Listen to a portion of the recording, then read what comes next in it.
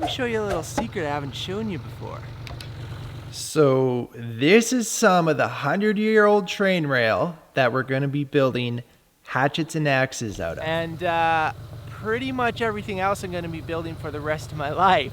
And this is all older than 100 years. It's about 28,000 pounds. There are some banger dates in here. So today we're digging out the 1912. That's what the current Blackhawk series is coming from, but someday the 1912 will be done. We'll start into a new series. And so this is the start of the Blackhawk hatchet build. I don't know, it's been a while since I've taken you along on the process. Thought you'd come along today and see how they're built from start to finish. And it actually doesn't start at my shop. It starts at Hardy Locomotive, aka Ethan Hardy. The reason I'm at Ethan's place is because I'm trying to lasso him. Okay, I've kind of already lassoed him into helping me with the billeting process of making the axe, which is what we'll be doing here at his shop today. Ethan. Yes. You got to meet Ethan. I think most of you have met Ethan, but I'm telling everybody that I kind of roping you into doing the billeting process. You know what? It's a pleasure to be roped into it. Ethan's got the big hammer, right? The big 600. So we'll show you that today. It is sweet for this process. This is an interesting moment because we've never really had this before, where we have multiple pieces of 1912 train rail. So this is the first hatchet billet, and it's sort of like a test to see. So that'll be a full billet when it's done. Not every piece of train rail is the same, so we're going to take a piece from each one, forge it and test it just to make sure that it's good, and then if it's good, then you know you've got a lot of good material.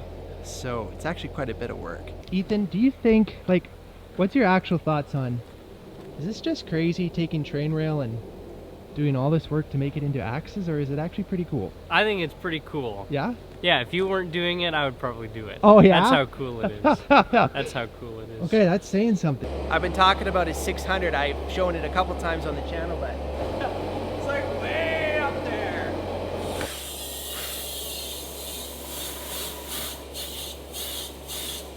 So much more controllable.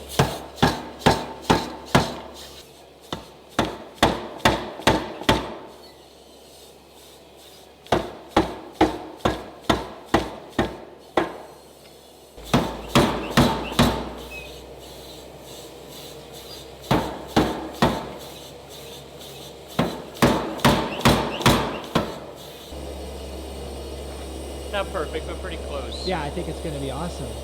I'll actually just put this down. I didn't see that.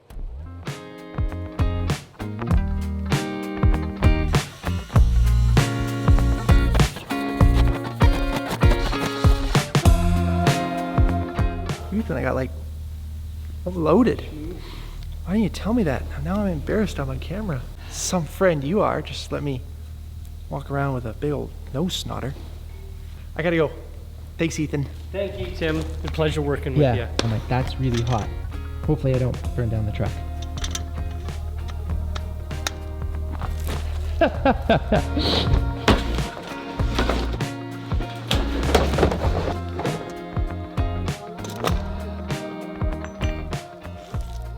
Now that we got the billets forged up, it's time to start into the hatchets.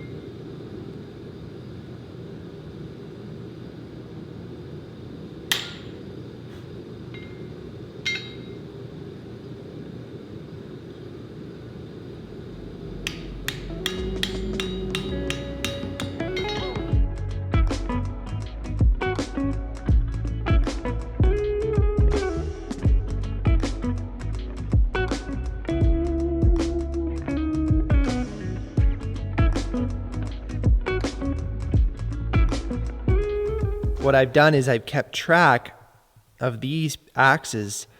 These are the ones we cut out of the big rail, and then these were some other pieces that Ethan has, some smaller pieces at his shop. Sometimes with the train rail, it like work hardens and it actually creates some cracks in it.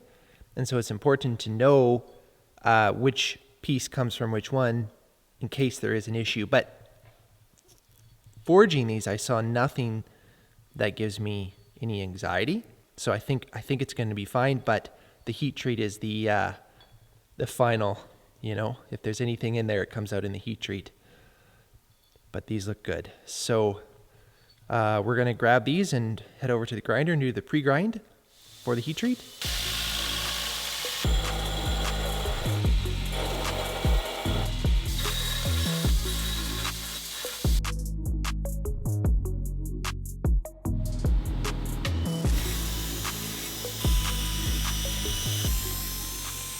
Setting up here at the fly press, and this will be to stamp in the 1912.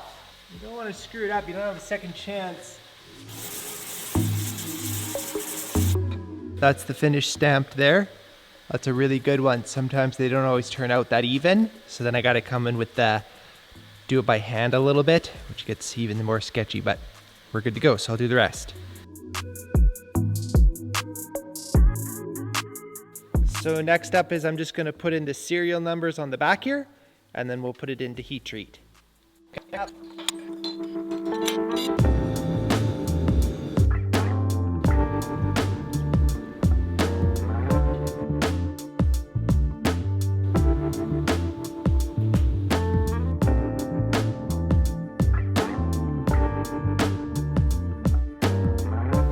Here the quenched axes are going into the temper oven. They sit there for 2.25 hours. And here they're coming out, all finished heat treated.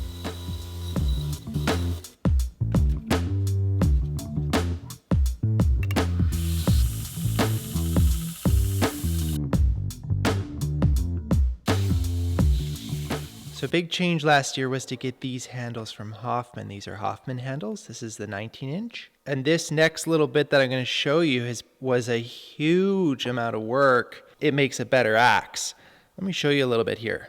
Because the handles are all the same now, I spent a ton of time with my tooling to get these things consistent on the forging side so that here, this goes really quickly. Putting a wedge in with a press is superior to any other way. And the cool thing about black walnut wedge, this is way bigger than the eye. And I have that intentionally done, and you'll see as I press it, it's actually a little bit scary if you don't know what's going on. But the wood will crack, the wedge will crack right on the exact edge of the eye and fills it up perfectly. So you don't have to do any alignment. You'll see when I'm done. I first just push the head onto the handle. Once that's tight, then I come in with the wedge.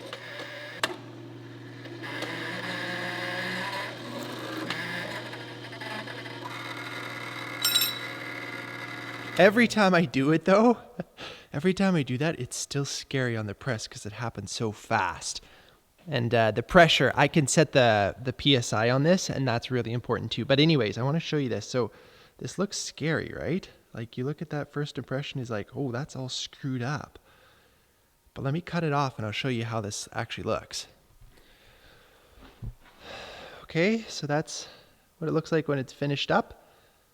And I do come in here with a palm sander and smooth this up and put a bevel on this and square it all up. But as far as the wedge goes, that's good to go. I prefer this method because you get a perfect wedge that fits each eye absolutely perfect, even though they are really close to the eyes.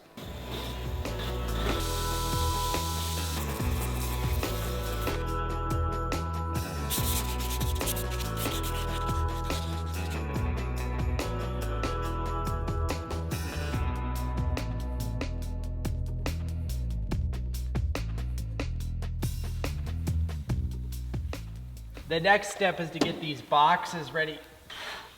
Mosquito, ready to go here. I already made these a while ago, so unfortunately I won't show you the process today, but these are the boxes I ship all the axes and hatchets out in.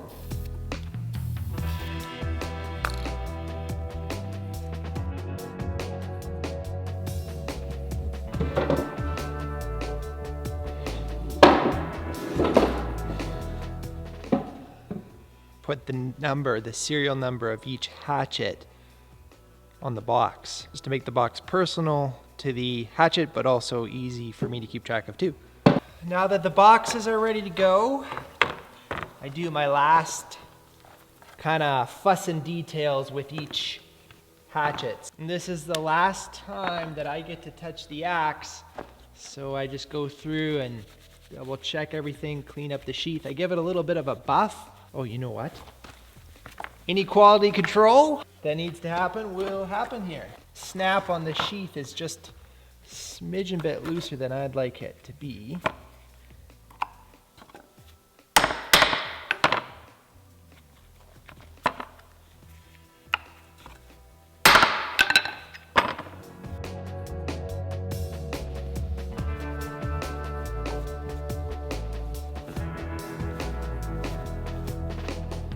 So that's the finished dealio there, ready to be shipped out. I started with 4, but I only have 3 here. You see, what happened is I actually sold one of these already. They're available on my website if you're interested. And speaking of websites, I'd like to thank today's sponsor, which is Squarespace, for sponsoring this video. It's an all-in-one platform, so what that means is if you have nothing but you want a website, you go to Squarespace, they can set you up. Here's a couple things that I really like about Squarespace. Very easy to use, quick to navigate, quick to learn. They have a ton of different templates for like a blog, e-commerce website, portfolio, or so whatever you're trying to build and create, they got your back. And they also have a click and drag function, which is really great. So if you want to just tweak something a little bit, it's very easy to do. You can get your domain name right at Squarespace, so that's very convenient. Award-winning 24/7 customer service in case you do get stuck a little bit. Thank you, Squarespace, for sponsoring this video. If you use promo code TIMD at checkout, that'll get you 10% off your first purchase. Link is down below, as well as the link to my website if you want to snag one of these bad boys. I look forward to seeing you in the next one. Till then, keep the forge lit, hey?